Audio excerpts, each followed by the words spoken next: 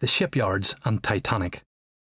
The two great cranes, Samson and Goliath, dominating the Belfast skyline, rise high above the shipyard that was once the greatest in the world, with a workforce of over 30,000 at its peak, and which gave birth to the most famous ship since Noah's Ark, the legendary Titanic. Today, Harland and Wolff, experts in marine engineering and maintenance and ship conversion, operate with just a fraction of their former workforce and capacity, but their reputation remains a key part of Belfast's glorious maritime story. Formed by the excavated earth from one of the two massive new cuts that opened up Belfast Harbour to the world's biggest ships, Queen's Island was named in honour of Queen Victoria's visit to Belfast in 1849. It soon became the base of the shipbuilding firm of the ambitious Edward Harland and his partner Gustav Wolff, officially known as Harland and Wolff from 1862. With the arrival of the charismatic William Pirrie in the 1870s, the firm expanded rapidly. Now physically linked to East Belfast, the shipyard had become a city within a city by 1909, when work began on RMS Titanic, one of three gargantuan passenger liners built for the White Star Line. At the time of her maiden voyage in 1912, when thousands lined Belfast Lough to wave her off, Titanic was the largest ship in the world, weighing over 46,000 tonnes and measuring 882 feet in length. The last word in opulence, the ship featured oak panelling, a glass dome, libraries, squash courts, swimming pool and gymnasium.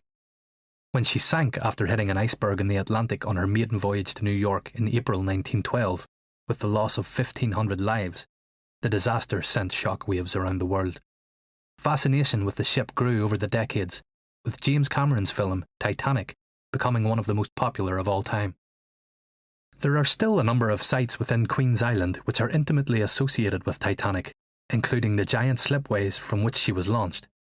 On a grander scale is the massive 880-foot-long Thompson Dry Dock, where Titanic and her sister ships had their superstructures added, which was built just in time to facilitate the great liners. It was serviced by the adjoining Thompson Pump House, whose hugely powerful pumping engines, housed deep in the building, could drain a full dock of 23 million gallons of water in 110 minutes.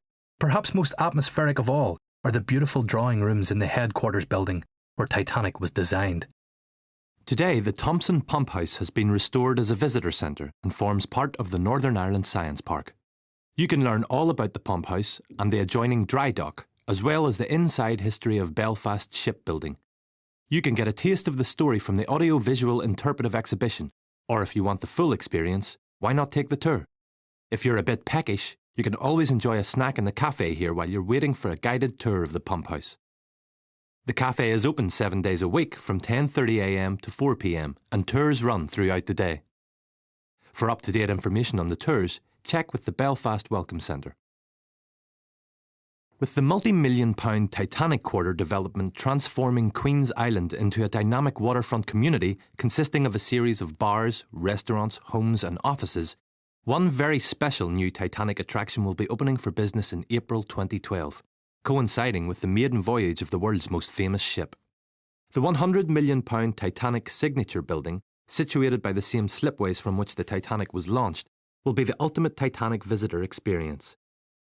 The Nomadic, built by Harland and Wolff for the White Star Line, which once ferried passengers from Cherbourg Port to Titanic, is being restored after being returned from France, where she last worked as a floating restaurant in Paris.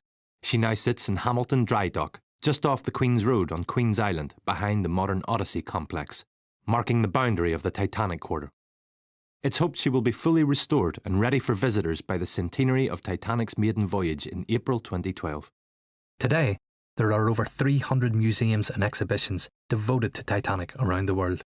But only in Belfast can you see where she was designed, built and launched. The Northern Ireland Science Park offers special tours of important sites like the Thompson Dry Dock and Pump House.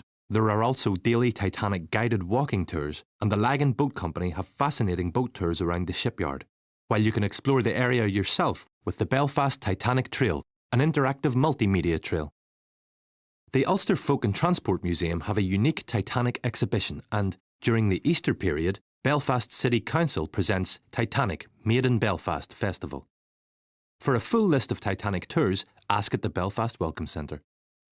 My family have been associated with Belfast Shipyards from 1912 when my grandfather started as an apprentice at the era of the Titanic and the great ships.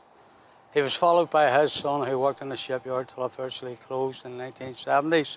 There's so much history steeped in this part of Belfast, and with it came wealth, and with it came comradeship, and with it came communities, and them communities are now sadly breaking up. What was traditionally the home of industry is now changing, and the modern world dictates that this happens.